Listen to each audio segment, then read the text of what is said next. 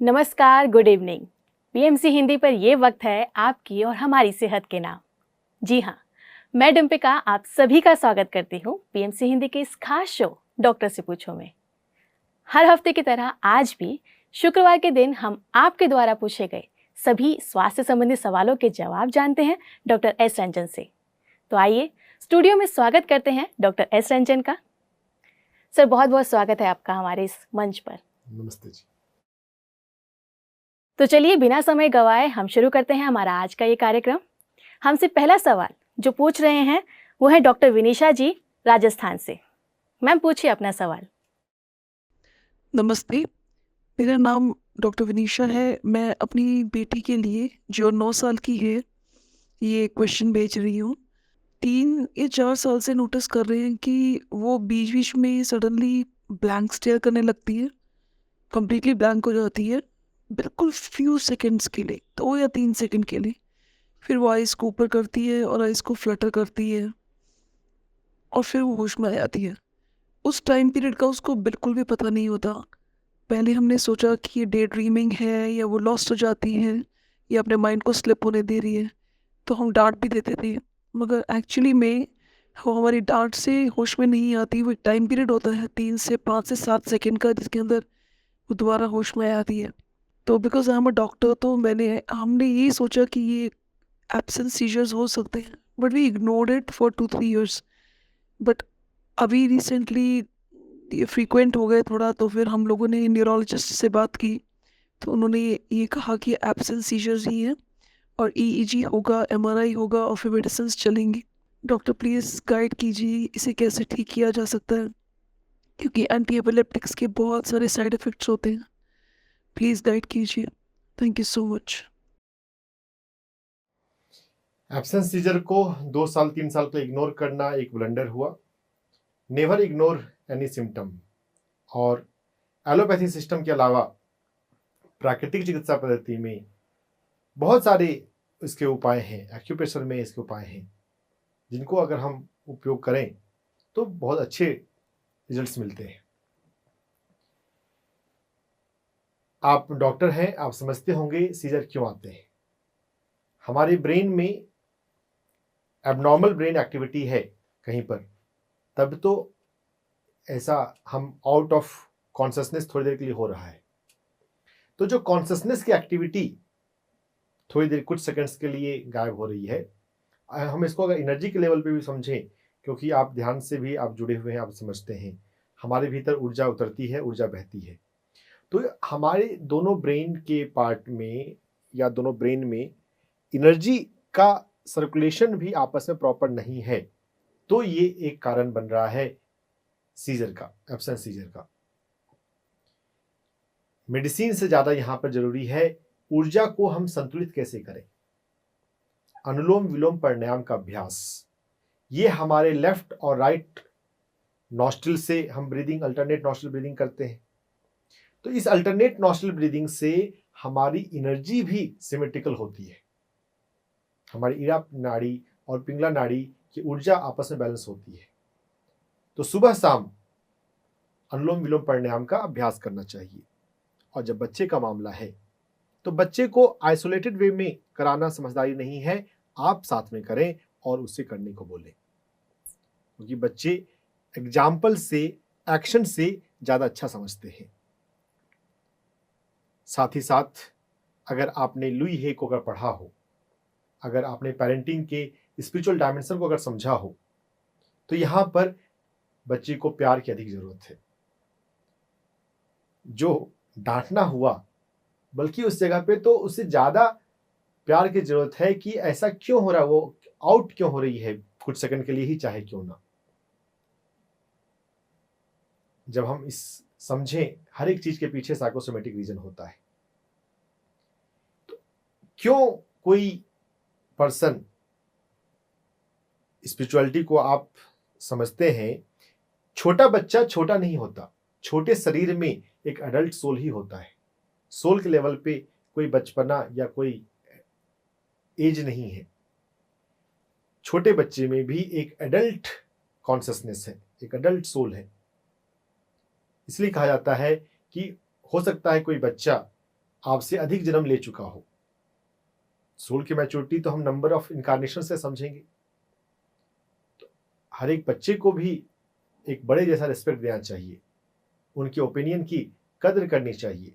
कभी भी कोई डिसीजन टेकिंग है उनसे भी पूछना चाहिए, उन्हें सम्मान देना चाहिए। तो किसी भी सिचुएशन से हम भागने की जब फिक्र करते हैं, भागना चाहते हैं, तब हम आउट ऑफ कॉन्शियसनेस होते हैं। एक साइकोसोमेटिक रीजन ये है।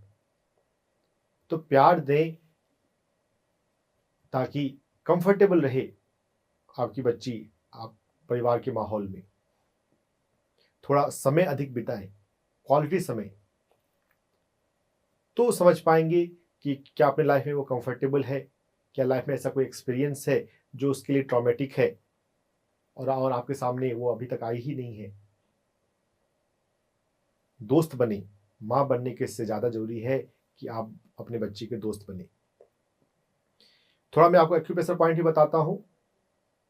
एक्यूप्रेशर में सीजर के लिए हम यांग मेरिडियन, गवर्निंग वेसल के यांग मेरिडियन को सिडेट करते हैं, और बच्चों के लिए कलर थेरेपी बहुत इफेक्टिव होती है। वैसे कलर थेरेपी सबके लिए काम करती है। हमारे नाक के जस्ट नीचे गवर्निंग वेसल का 26 नंबर का पॉइंट आता है, तो यहां पर आप काला रंग लगा सकते हैं। चित्र आपको दिखाया जा रहा है, फोटो खींच के रखें। GV26 को पर आप ब्लैक कलर लगाएं दिन के समय, और जो रंग है वो 5-6 घंटे होना चाहिए। पानी से रंग मिट जाता है, किसी कारण से रंग पुछ जाए, हट जाए, तो आप दोबारा अप्लाई कर लें।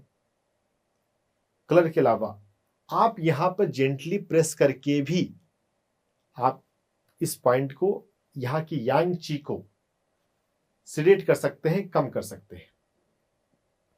इनफैक्ट जब सीजर आता है, एब्सेंस सीजर, उस मोमेंट में भी इसका प्रयोग किया जा सकता है।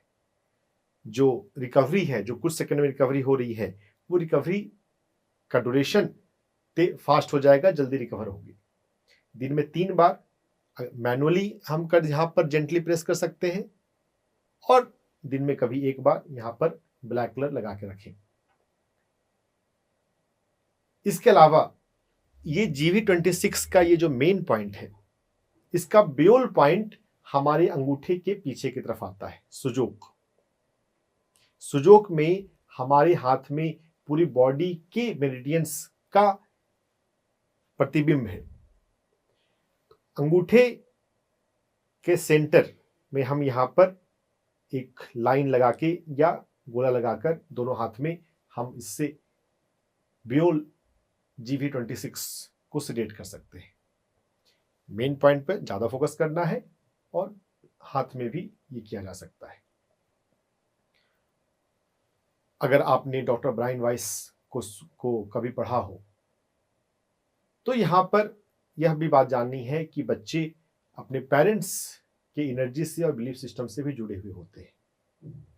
तो आपको अपने ऊपर भी थोड़ा काम करना है। तो योग निद्रा का अभ्यास, अगर आपका नॉर्मल रूटीन काफी व्यस्त है, तो एटलीस्ट संडे को आप योग निद्रा का अभ्यास किया करें। पर्सनल लाइफ में भी आप अधिक रिलैक्स रहने की आदत डालें। पृथ्वी तत्व, प्रकृति से अपना थोड़ा संपर्क बढ़ाएं। पेड़ पौधों के पास, मिट्टी और घास के पास थोड़ा बेयरफुट वॉकिंग या उसके पास अधिक जाना, ये आपको करना चाहिए। आपकी एनर्जी से आपकी बच्ची की एनर्जी जुड़ी हुई है। जब आप इस तरह से अपने आप पे काम करेंगे तो सीजर पूरी तरह से ठीक हो सकता है। एलोपैथी में तो सीजर का इलाज नहीं है, यह बात तो आप भी जानते हैं डॉक्टर होने के नाते। प्राकृतिक और आध्यात्मिक चिकित्सा पद्धति पर अधिक फोकस करें, ट्रीटमेंट पूरी तरह से हो सकता है।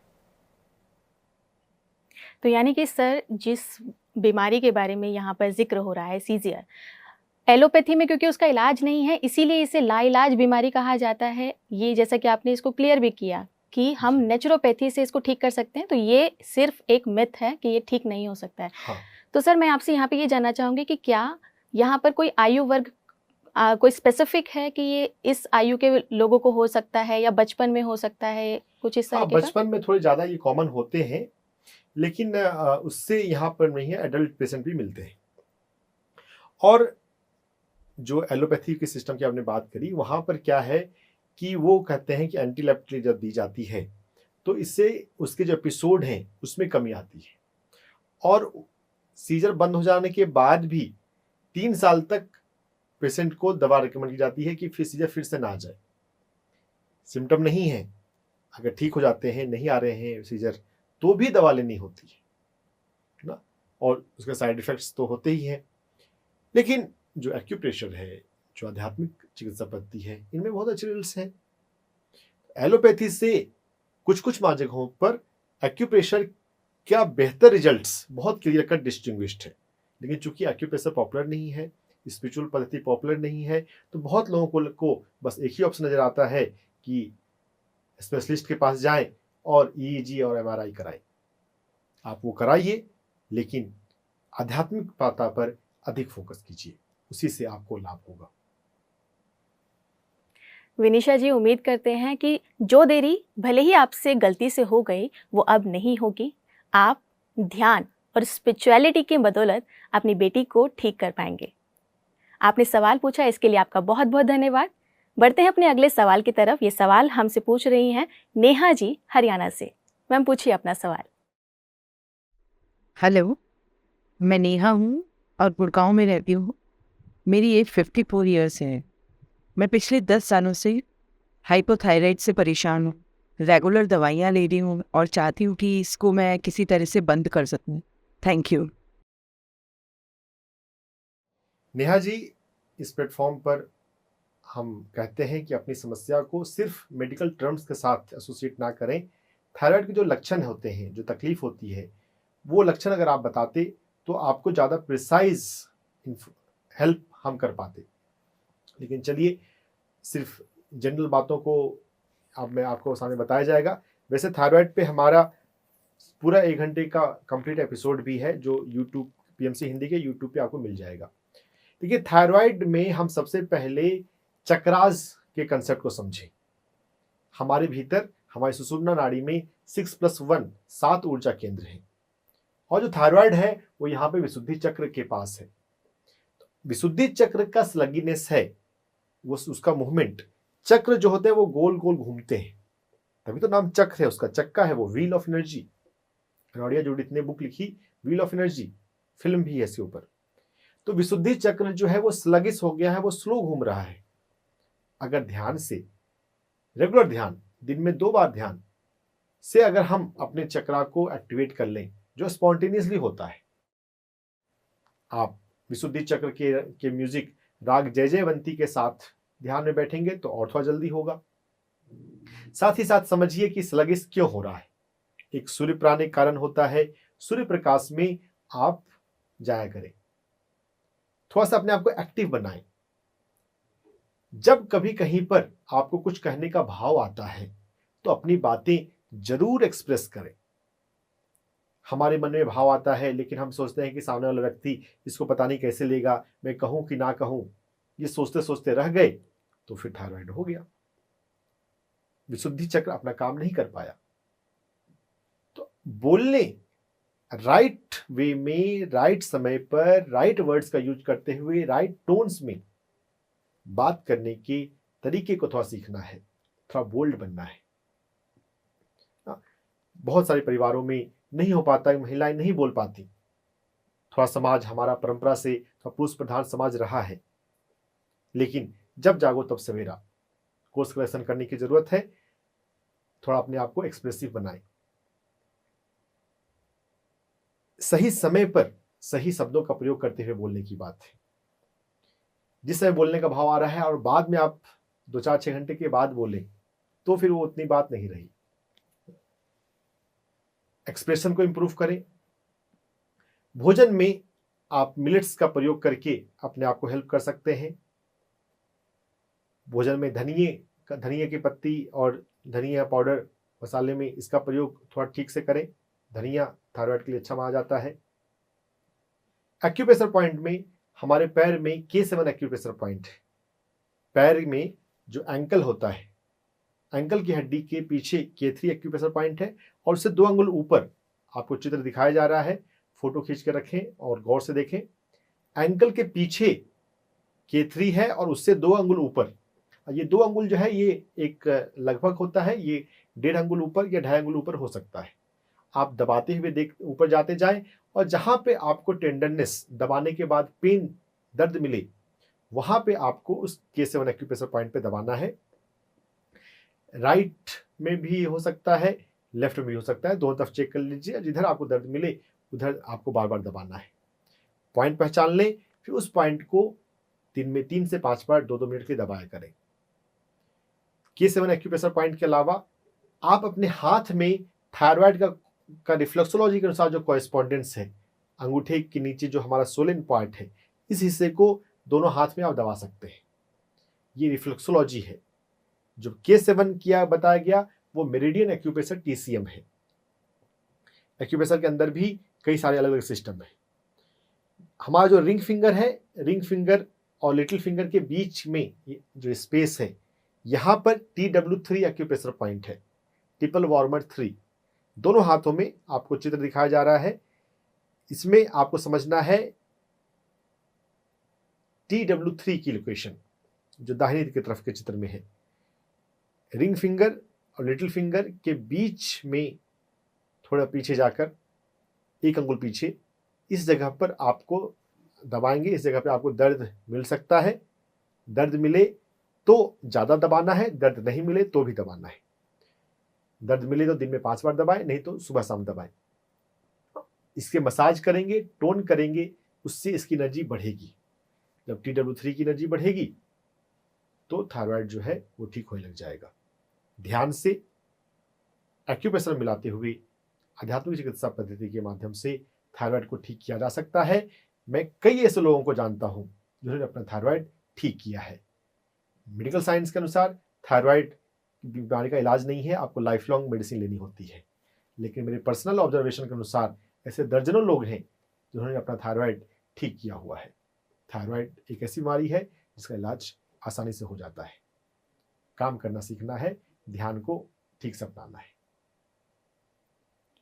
सर, यहाँ मेडिकल साइंस में एक और बात कही जाती है कि जिन माँओं को थायराइड है और वो प्रेग्नेंट हैं तो बच्चे में क्या थायराइड होने के चांसेस बढ़ जाते हैं? हाँ, थोड़े से तो कनेक्शन है यहाँ पर। तो यहाँ पर हमें ये बात समझनी है, देखिए हम शुद्ध अध्यात्म को यहाँ पर लाएंगे जी। तैत्तिरीय उपनिषद में हमारे शरीर में 5 कोश बताए गए हैं। कोश मतलब शरीर। तो सिर्फ फिजिकल बॉडी की बात नहीं है। जो फिजिकल बॉडी है जिसको अन्नमय कोश कहा जाता है, अन्नमय कोश से अंदर, अन्नमय कोश को धारण करने वाला, अन्नमय कोश का जो बेस है, आधार है, वो प्राणमय कोश है, यानी कि एनर्जी बॉडी। और ये जो प्राणमय कोश है इसका आधार मनोमय कोश है। हमारा माइंड, हमारे बिलीफ सिस्टम, हमारे सोचने का तरीका, हमारा एटीट्यूड, हमारा परसेप्शन, हम किन बातों को मानते हैं, किन बातों को रेसिस्ट करते हैं। प्राण ऊर्जा पर और मन पर, उससे आगे भी है, लेकिन इजी वे में काम करने के लिए एटलीस्ट प्राण ऊर्जा पर और मन पर तो काम किया जा सकता है। उसके आगे कर्म है और उसके आगे धर्म है। प्राण ऊर्जा और अपने अवचेतन मन, अपने इमोशंस और अपने बिलीफ सिस्टम, अगर हम अपने भीतर गलत धारणाओं को भीतर पाल के रखेंगे तो कैंसर हो जाएगा। लुई हे को हुआ और उसने पहचान लिया, ऑल इज वेल का फॉर्मेशन किया और बिना केमोथेरेपी अपना कैंसर ठीक कर लिया। लुई एल हे की पुस्तक you can heal your life पढ़िए।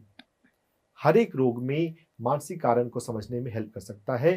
पीएमसी हिंदी पर हमने उस पर स्वाध्याय बनाया है परिवर्तन के नाम से।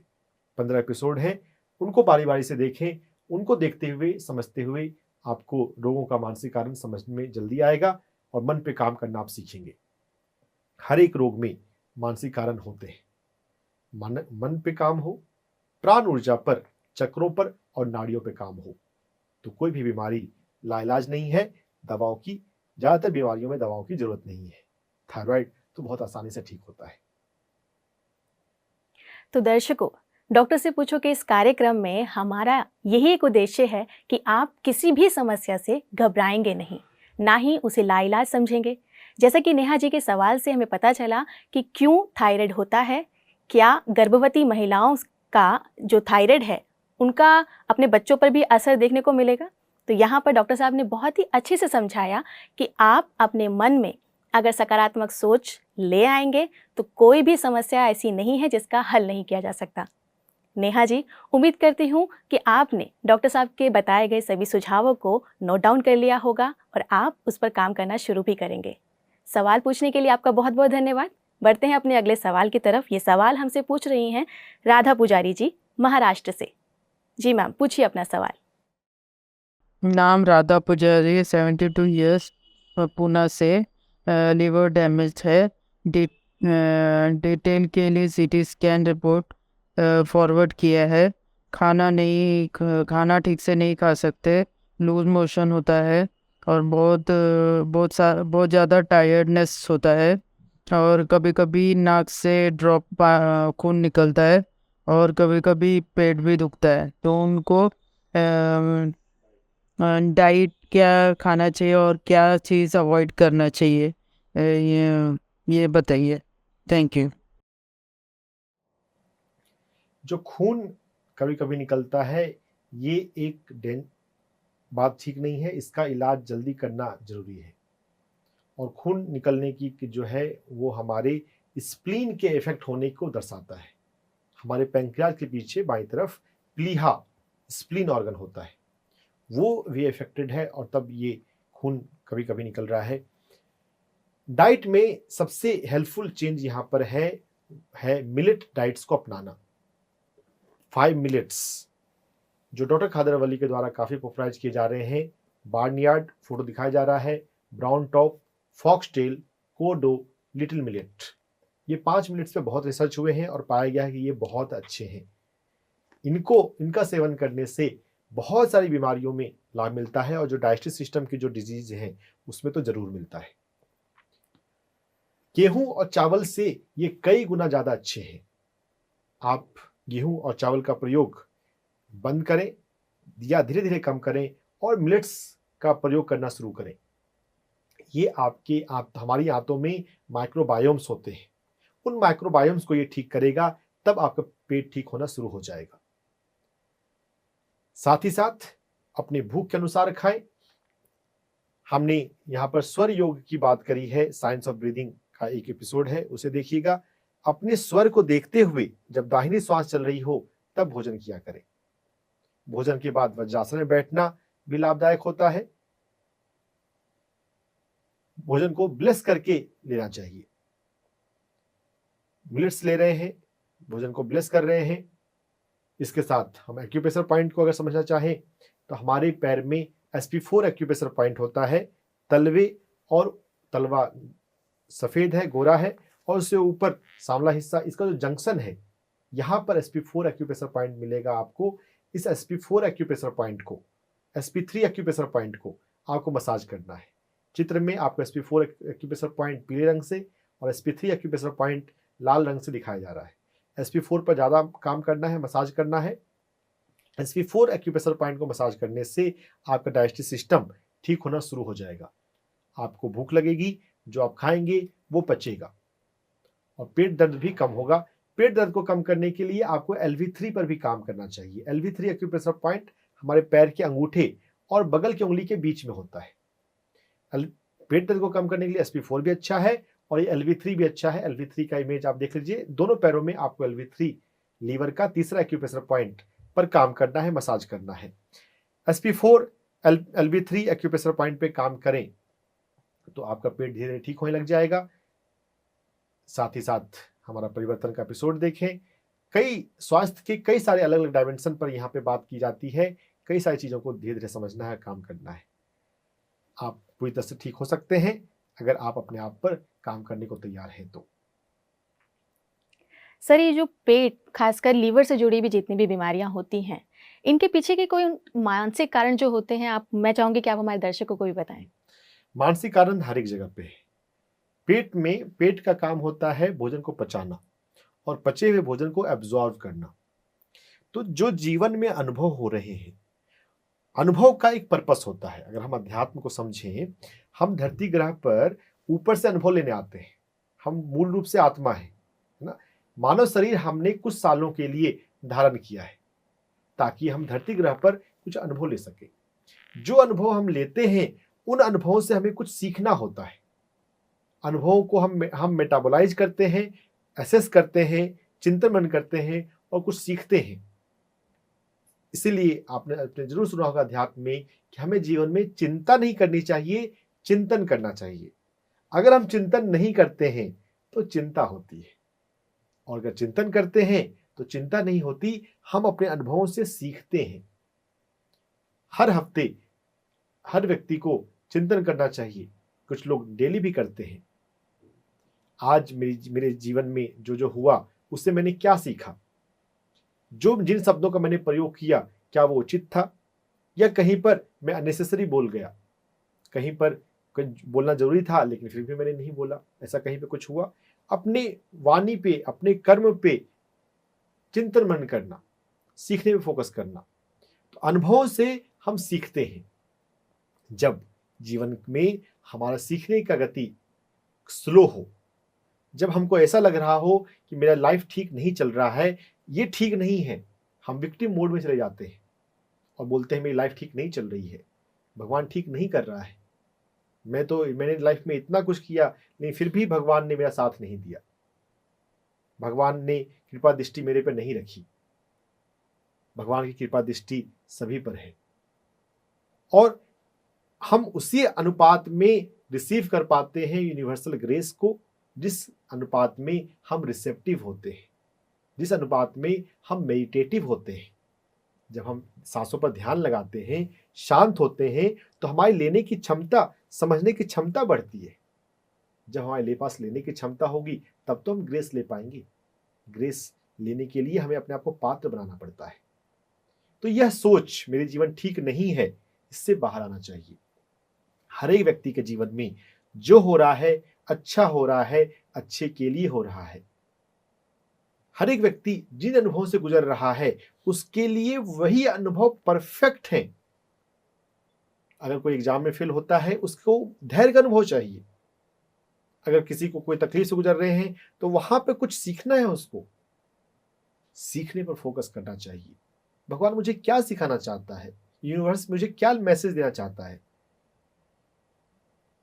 गीता सार की जो बात है, जो हो रहा है अच्छा हो रहा है, अच्छे के लिए हो रहा है, हम इसे रिपीट करते रहें।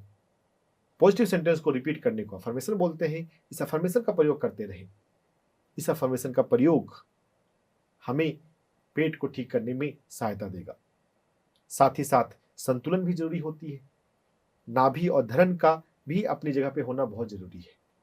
एलोपैथी में ऐसा कोई सिस्टम नहीं है, लेकिन बहुत सारे लोग जिनको पेट दर्द रहता है अपनी नाभि वो ठीक करवाते हैं, धरण ठीक करवाते हैं, जो आप खुद से भी कर सकते हैं, लेकिन थोड़ा आपको नॉलेज चाहिए। योगासन के अंदर नौकासन करना धरण को सेंटर में रखने के लिए हेल्पफुल होता है। वैसे जब गड़बड़ हो, तकलीफ हो, तो किसी एक्सपर्ट के पास, किसी एक्यूप्रेशर एक्सपर्ट के पास, किसी योगा एक्सपर्ट के पास जाकर आप करवा सकते हैं अपना बैलेंस।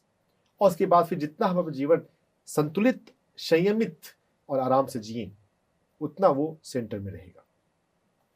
जब हमको लगता है कि मेरा लाइफ सेंटर बैलेंस नहीं है, मेरी लाइफ में अप एंड डाउन ज़्यादा हो रहा है, हम कंप्लेन मोड में आ जाते हैं, विक्टिम मोड में आ जाते हैं, तो वो एक कारण होता है। संतुलित संयमित जीवन हो, जो भी हो रहा है भगवान की कृपा से हो रहा है, अच्छा हो रहा है, अच्छे के लिए हो रहा है, यह सोच रखने से आपका पेट ठीक होगा। लुई हे को पढ़िए, बातों को अच्छे से समझ पाएंगे। सभी रोग ठीक हो सकते हैं मानसिक कारणों पर काम करें तो राधा जी, चिंता छोड़कर चिंतन पर काम कीजिए, ध्यान कीजिए और अपने स्वास्थ्य का ध्यान रखिए। उम्मीद करती हूँ कि आपने डॉक्टर साहब की बताई गई सारी बातों को ध्यान से सुना होगा और उसे अपनी ज़िंदगी में ज़रूर अप्लाई करेंगे। सवाल पूछने के लिए बहुत बहुत धन्यवाद। बढ़ते हैं अपने अगले सवाल की तरफ। ये सवाल हमसे पूछ रहे हैं रवि कुमार जी, दिल्ली से। सर, पूछिए अपना सवाल। हेलो सर, मेरा नाम रवि कुमार है और मैं दिल्ली से हूँ और मेरी एज है 27। सर मुझे ये पूछना था कि 2-3 दिन से मुझे घबराहट सी हुई है, हल्की घबराहट, और हाथों में पसीने, पैरों में सीने और झुंझुनाहट सी हो रही है, और लेफ़्ट साइड में झुंझुनाहट सी होती है हाथों में। और मुझे जानना था क्या हो रहा है और उपाय। आपको घबराहट हो रही है, यही हो रहा है, घबराहट, एंजाइटी, है ना। अपनी घबराहट पे काम करना है, अपनी एंजाइटी को कंट्रोल करना है। किस सिचुएशन से, किस परिस्थिति से आपके भीतर ये घबराहट का एपिसोड शुरू हुआ है, उस पर थोड़ा चिंतन करें, थोड़ा अपना कॉन्फिडेंस लेवल बढ़ाएं, थोड़ा अपना रिलैक्सेशन लेवल बढ़ाएं। घबराहट को कम करने के लिए रिलैक्स रहना सीखना है। गहरी सांस लेने की आदत डालें। हर 2 घंटे पर नाक से गहरी सांस लें और मुंह से सांस छोड़ें। अपने आप को रिलैक्स करने के लिए ये बहुत अच्छा फार्मूला है। माइंड टू मैटर पुस्तक में अल्फा रिलैक्सेशन लाने की बात करी गई है। रिलैक्स रहना सीखना है, पृथ्वी के संपर्क में रहना सीखना है। योग के अंदर योग निद्रा का अभ्यास होता है। लेट के शरीर के एक एक बॉडी पार्ट्स को महसूस करते हैं, रिलैक्स करते हैं। आपको योग निद्रा के अभ्यास करने की जरूरत है। गहरी सांस लें, योग निद्रा का अभ्यास करें, रिलैक्स रहना सीखें। रिलैक्स रहना सीखेंगे तो घबराहट नहीं हो सकती, और जो दूसरे सिम्टम्स हैं वो घबराहट की वजह से ही शरीर में प्रकट हो रहे हैं। एक्यूप्रेशर पॉइंट आपको एक बता देता हूं, हमारी कलाई पर अंदर की तरफ रिस्ट से 3 अंगुल के दूर पर है PC6 acupressure point, pericardium 6। PC6 acupressure point को मसाज करने से आप घबराहट में थोड़ी कमी महसूस करेंगे। जब भी घबराहट हो तब आप दबा सकते हैं। प्रिकॉशन बेसिस पे आप दिन में 3 बार या 5 बार 2-2 मिनट के लिए दोनों हाथों में बारी बारी से दबा सकते हैं। वैसे बाएं हाथ में ज़्यादा महत्वपूर्ण है पुरुषों के लिए, लेकिन दोनों हाथ में आपको दबाना है। एक्यूप्रेशर के साथ साथ आप अफर्मेशन को भी जोड़ सकते हैं, अगर आपको अफर्मेशन का कंसेप्ट समझ में यहाँ पर आया है कि रिलैक्स रहने की जरूरत है।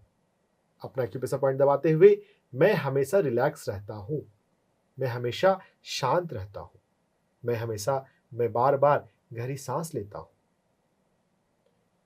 लुई हे के अफर्मेशंस में कुछ ऐसे अफर्मेशंस हैं जो कई बार आते हैं, बार बार आते हैं। जो हो रहा है अच्छा हो रहा है, अच्छे के लिए हो रहा है। All is well, everything is working for divine good.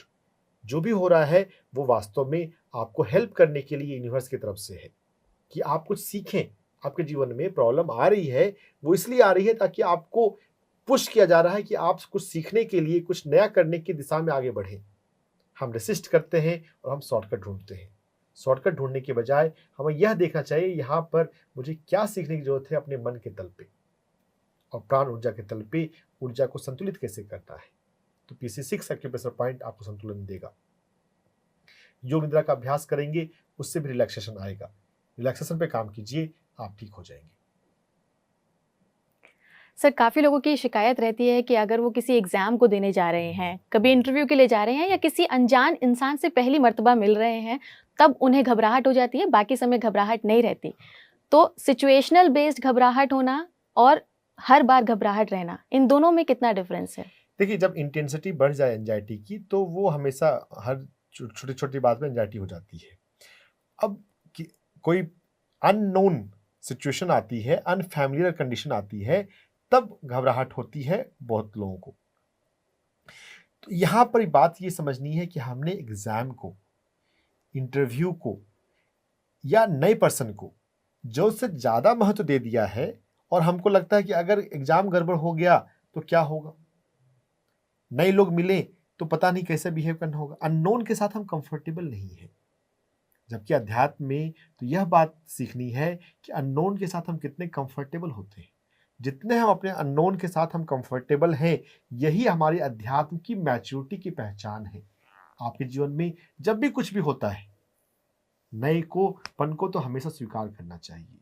यही मैच्योरिटी है, spiritual maturity. Exam phobia, interview phobia की बात है।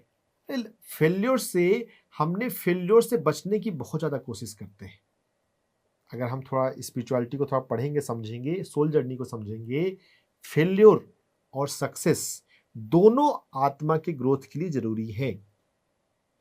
सक्सेस से हमारे भीतर खुशी आती है, फेल्योर से हमारे भीतर पेशेंस आता है। फेल्योर, थॉमस अल्वा एडिशन जब अपना आविष्कार करते करते कई बार फेल हो गए, उनके एक एक करके सहयोगी उनका साथ छोड़ते जा रहे हैं, लेकिन वो अपने एक्सपेरिमेंट पे लगे हुए हैं। जब किन्हीं से बात हुई कि तुम छोड़ क्यों नहीं देते, तो बोले मुझे जितने तरीके फेल हुए उससे मुझे पता चल गया कि ये तरीका काम नहीं करते, तो मैं अब सक्सेस के नजदीक पहुंच रहा हूं। हर एक फेल्योर सफलता की ओर एक कदम है। हम फेल्योर से घबराते हैं, फेल होने से लाइफ में घबराना नहीं चाहिए। बस थोड़ा सा विराम लें, थोड़ा सा आराम करें और अपने लाइफ को एनालाइज करें कि मुझे कहाँ इंप्रूवमेंट करने की जरूरत है और इंप्रूव करके आगे बढ़ जाएं। फेल होना भी कभी कभी जीवन में जरूरी है। ऐसा इंसिडेंट्स होता है। मेडिकल कॉलेज में मेडिकल स्टूडेंट सुसाइड कर लेते हैं। एंटरप्रेन्योर्स, अगर लाइफ में अगर फेल्योर नहीं देखा हो, बिजनेस में कुछ लॉस हुआ, सीसीडी के फाउंडर कुछ साल पहले थोड़ा सा लोन हो जाने पर उन्होंने सुसाइड कर लिया। फेल्योर कभी लाइफ में नहीं एक्सपीरियंस किया हो और अगर लेट फेज में अगर फेल्योर मिलती है तो वो ज़्यादा डिस्टर्ब करता है और पर्सन सुसाइड कर लेते हैं। Failure is equally important as success for soul journey, यह आपको ध्यान रखना है। फेल्योर से घबराइए मत, फेल्योर को तो स्वीकार कीजिए। दुख से भी सीखने को मिलता है, बल्कि दुख से ही ज़्यादा सीखने को मिलता है। जब आप सहज रहते हैं, ठीक है, अगर मैंने पढ़ाई करी है तो मैं एग्जाम में पास हो जाऊंगा, अगर नहीं करी है तो मैं डिजर्व नहीं करता। आगे वही लोग जाने चाहिए जो डिजर्व करते हैं। फेल्योर से घबराना नहीं चाहिए। जब हम सहज रहेंगे तो एग्जाम या इंटरव्यू हमें परेशान नहीं करेगा। थोड़ा कॉन्फिडेंस थोड़ा होना चाहिए, थोड़ा अपनी काबिलियत पे भरोसा होना चाहिए कि अगर मेरे पास टैलेंट है तो सही जॉब मिलेगी ही, सही जगह मैं पहुंचूंगा ही। कॉन्फिडेंस बढ़ाएंगे, रिलैक्सेशन बढ़ाएंगे तो एंजाइटी नहीं हुआ करेगी। लॉन्ग टर्म सॉल्यूशन है कि हम ध्यान को अपनाएं, रिलैक्सेशन की विधियां, योग निद्रा सीखें। और शॉर्ट टर्म सॉल्यूशन है, जब एंजाइटी हो रही हो हम अपने PC6 एक्यूप्रेशर पॉइंट को दबाएं और अपने आप को अफर्म करें, मैं शांत हूँ, मैं रिलैक्स हूँ। डीप ब्रीदिंग करें, मैं शांत हूँ, मैं शांत हूँ, मैं शांत हूँ। घबराहट से बाहर आया जा सकता है। रवि जी, उम्मीद करते हैं आपने डॉक्टर साहब की बताई कि छोटी से छोटी बात को भी बहुत अच्छे से सुना होगा और आप उसे अपनी ज़िंदगी में अमल में लाएंगे। सवाल पूछने के लिए बहुत बहुत धन्यवाद। बढ़ते हैं अपने अगले सवाल की तरफ। ये सवाल हमसे पूछ रही हैं रेखा आर्या जी, दिल्ली से। हेलो जी, मेरा नाम रेखा है। मैं PMC हिंदी से भी न्यू जुड़ी हुई हूँ। अभी मैं थोड़ा थोड़ा मेडिटेशन करती हूँ। मैं दिल्ली से हूँ, मेरी उम्र 50 ईयर्स है। मेरे को एक प्रॉब्लम आ रही है कि मैं जब भी खाना खाती हूँ पेट फूल सा जाता है, तो मुझे क्या करना चाहिए प्लीज़ बताएंगे आप? डॉक्टर साहब से पूछ रही हूँ। मैम, मुझे आपका प्रोग्राम बहुत अच्छा भी लगता है, मैंने देखा हुआ है, लेकिन सवाल फर्स्ट टाइम भेज रही हूँ। प्लीज़ मुझे समाधान बताइए। आपको हमारा प्रोग्राम पसंद में आ रहा है, बहुत बहुत धन्यवाद। इस प्रोग्राम को अपने जान पहचान के लोगों को बताएं, उनके साथ शेयर करें। देखिए, आपके सवाल पर आते हैं। भोजन के बाद पेट के फूलने की बात जो है, ऐसा क्यों हो रहा है? जो स्टमक है, स्टमक की इफिशियंसी थोड़ी कॉम्प्रोमाइज हो गई है, इसलिए जब फूड अंदर जा रहा है तो उसको ट्रबल हो रहा है। तो दो उपाय करना है। एक तो अपना जो भोजन जो आप करते हैं उसकी जो क्वांटिटी है, जो एक बार में जितना लेते हैं उसकी क्वांटिटी को थोड़ा कम करें। अगर पहले आप 3 रोटी खाते थे तो अब 2 रोटी खाएं। उस टाइम में भोजन की क्वांटिटी पर एपिसोड कम करके आप एपिसोड बढ़ा सकते हैं, थोड़ा थोड़ा अधिक बार में खा सकते हैं, तो स्टमक को ट्रबल थोड़ा कम होगा। सुपाच्य भोजन को लेने की अधिक फिक्र करें। हफ्ते में 2 दिन खिचड़ी खाया करें। खिचड़ी बहुत सुपाच्य होता है। खिचड़ी के साथ साथ दही लेना बहुत अच्छा है। दही में हम माइक्रोबायोम होते हैं और माइक्रोबायोम होते हैं मिलेट्स के खमीर में। मिलेट्स 5 तरह के होते हैं। साउथ इंडिया में कर्नाटक में ज़्यादा होते हैं, लेकिन उसकी खेती कहीं भी हो सकती है। ऑनलाइन वो अवेलेबल है और उनका रेसिपी आपको यूट्यूब पे मिल जाएगा, खमीर को कैसे बनाना है। मिलेट का खमीर 5 तरह के मिलेट्स हैं। एक बार में किसी एक मिलेट को यूज करना है। 2 दिन के बाद 3 दिन के बाद आप मिलेट्स को बदल सकते हैं। मिलेट्स का खमीर लेंगे, दही लेंगे, इससे हमारे पेट का माइक्रोबायोम ठीक होगा। पेरिस्टालसिस जो मूवमेंट है वो ठीक होगी। मिलेट्स का आप देख लीजिए, चित्र आपको दिखाया जा रहा है। मिलेट्स जो है वो गेहूं और चावल से बहुत बेहतर है। गेहूं, रोटी और चावल इनकी क्वांटिटी को थोड़ा कम करें और मिलेट्स पे धीरे धीरे शिफ्ट करें। अगर आप पूरी तरह से कर सकते हैं तो बहुत अच्छे, नहीं तो धीरे धीरे करें। एक्यूप्रेशर पॉइंट भी थोड़ा सा कर सकते हैं। हमारे पैर में है एक्यूप्रेशर पॉइंट, 2 एक्यूप्रेशर पॉइंट मैं बताता हूं आपको, एक SP4 और एक ST36। SP4 एक्यूप्रेशर पॉइंट जो है उसको दाहिने पैर में आपको करना है।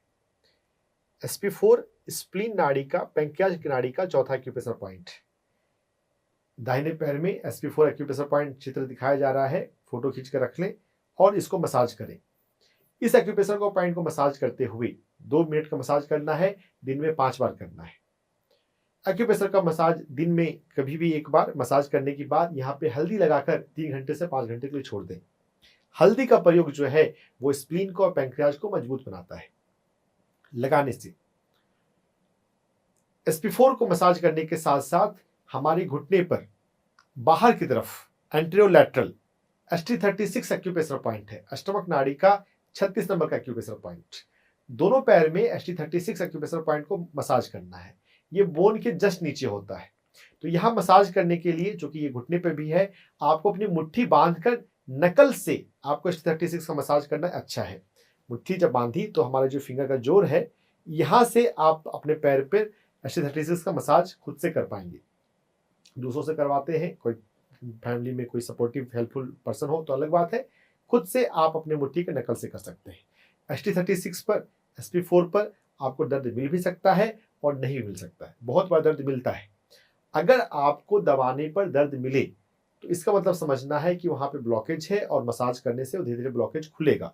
जब ब्लॉकेज खुलेगा तो नाड़ी बेहतर होगी और जब नाड़ी बेहतर होगी तो ऑर्गन बेहतर होगा। दर्द नहीं भी मिलता है तो भी आपको मसाज करना चाहिए। वैसे बहुत संभावना है कि आपको SP4 एक्यूप्रेशर पॉइंट दाहिने पैर में और दोनों पैर में ST36 एक्यूप्रेशर पॉइंट, इस पर दर्द मिल सकता है। दर्द दबाने पर दबाने में जो दर्द मिलता है उसको टेंडरनेस बोलते हैं। टेंडरनेस आपको मिल सकता है। मिलेट्स खाएं, SP4 ST36 एक्यूप्रेशर पॉइंट को दबाएं और ध्यान में दिन में 2 बार आंख बंद करके बैठें सांसों के साथ। ये 3 चीज करेंगे, आप जरूर ठीक हो जाएंगे। तो रेखा जी, आप ठीक हो जाएंगी, बस आपने ध्यान करना है और सकारात्मक रहना है।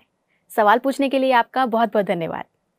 जिन भी दर्शकों ने अभी तक हमसे सवाल नहीं पूछा है, हमारी स्क्रीन पर फ्लैश हो रहे नंबर पर आप कॉल कर सकते हैं, अपना ऑडियो रिकॉर्ड कर भेज सकते हैं। सवाल पूछने के साथ साथ आप अपना नाम, कहाँ से हैं और कब से इस समस्या का सामना कर रहे हैं, इसको डिटेल में बताएंगे। चलिए बढ़ते हैं अपने अगले सवाल की तरफ। ये सवाल हमसे पूछ रही हैं रेणु नागर जी, उत्तर प्रदेश से। मैम, पूछिए अपना सवाल। हेलो डॉक्टर साहब, मैं लखनऊ से रेणु नागर बोल रही हूँ।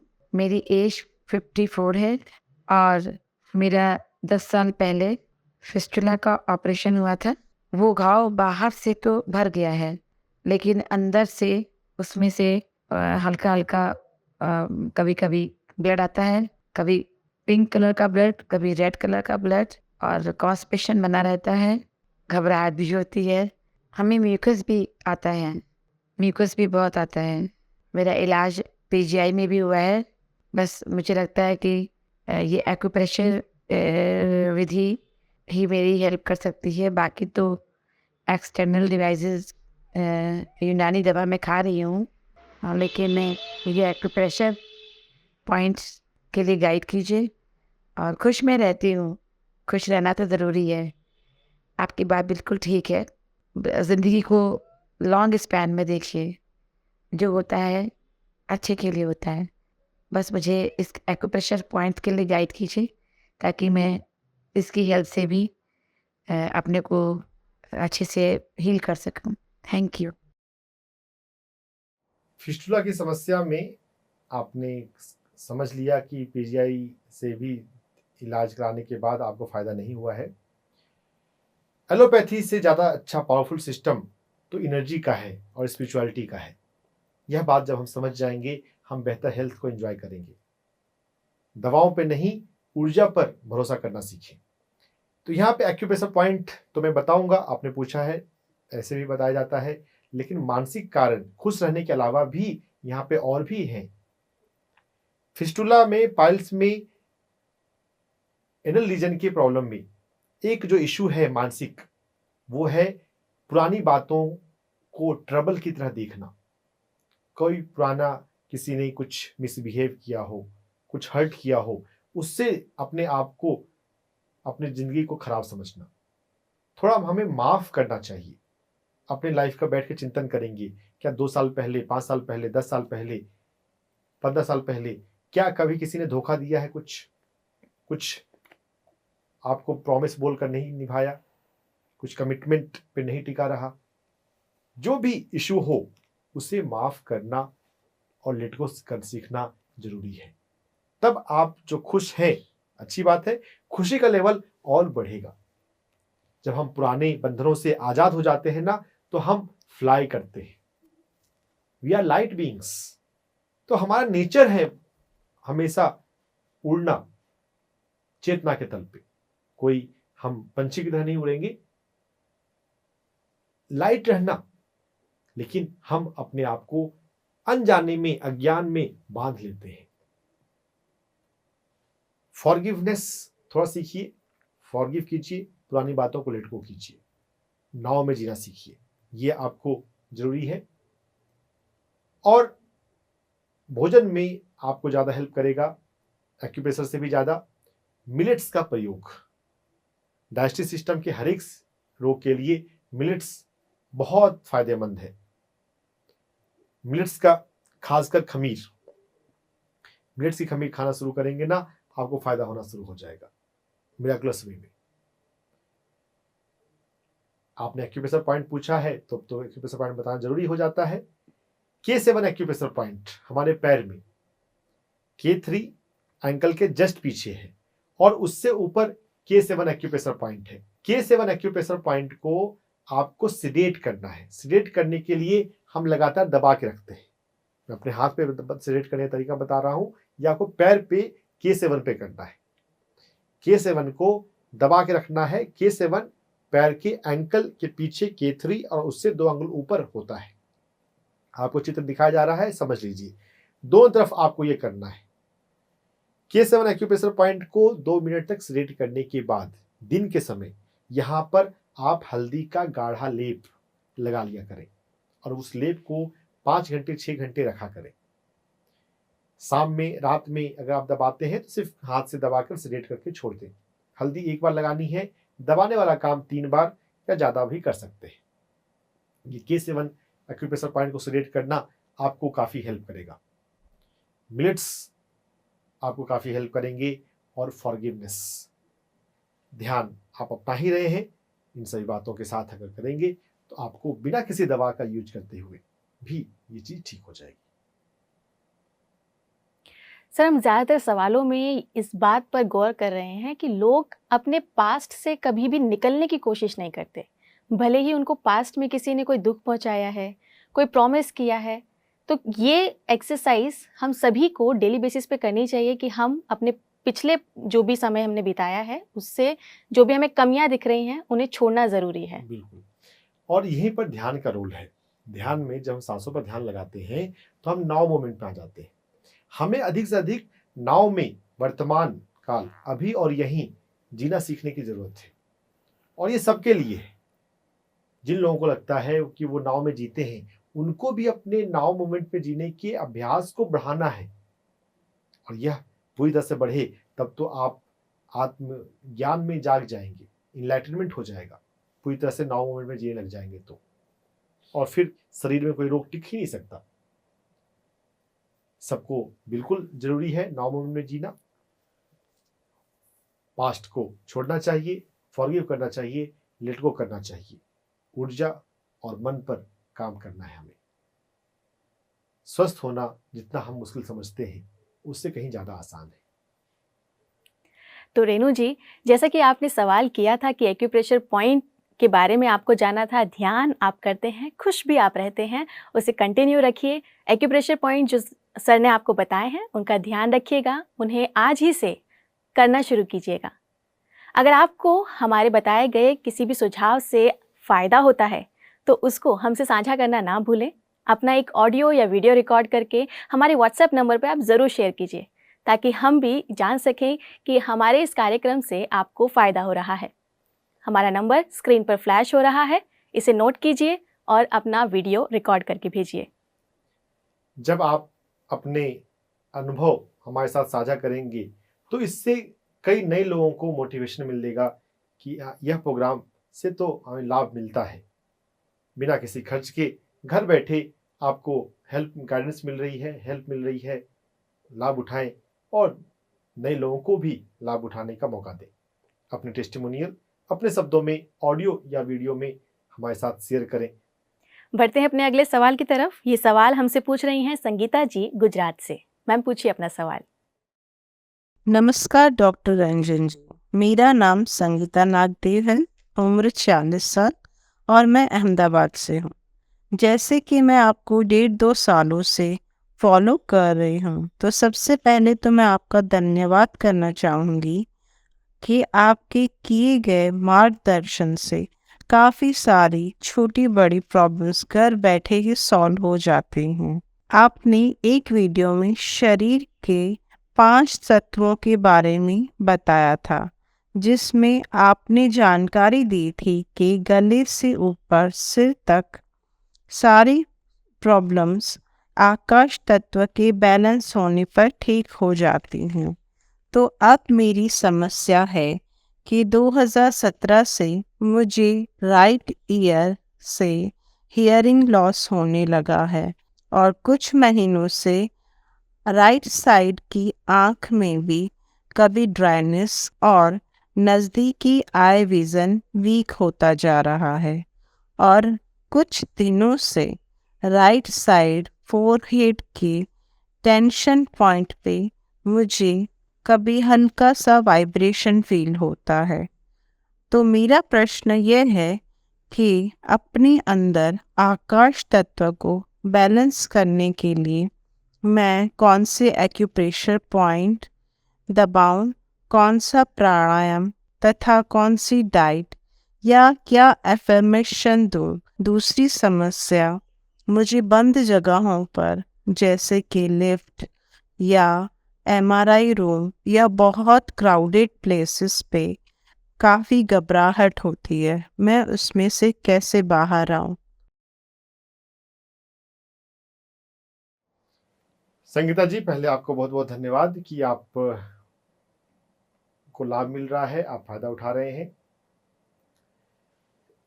आकाश तत्व के बारे में आपने जो सवाल अपना पूछा है, आकाश तत्व 5 तत्वों में एक है और आकाश तत्वों को संतुलन करने के लिए हम प्राणायाम का और ध्यान का उपयोग कर सकते हैं। 5 तत्वों के अलावा भी हर जगह पे ऊर्जा है, प्राण ऊर्जा है, तो प्राण ऊर्जा को भी संतुलन करने की जरूरत है। आकाश तत्वों की जब बात आ रही है तो उसको संतुलन करने के लिए हम प्राणायाम का या ध्यान का उपयोग करेंगे। और जब हम प्राण ऊर्जा को समझेंगे कि अगर हमें एक तरफ दिक्कत हो रही है, दूसरी तरफ दिक्कत नहीं हो रही है, एक ही का ईयर में प्रॉब्लम है, एक ही साइड प्रॉब्लम है, तो दो तरफ की एनर्जी इक्वल तो नहीं है। तो यहां पर अनुलोम विलोम प्राणायाम का अभ्यास करना हेल्पफुल होता है। वो हमारे ईड़ा नाड़ी और पिंगला नाड़ी के प्राण को कोहेरेंस में ले आता है। अनुलोम विलोम प्राणायाम जो योग के अंदर आता है, उसका मेडिकल रिसर्च में अब नया नाम आ रहा है कार्डियक कोहेरेंस ब्रीदिंग।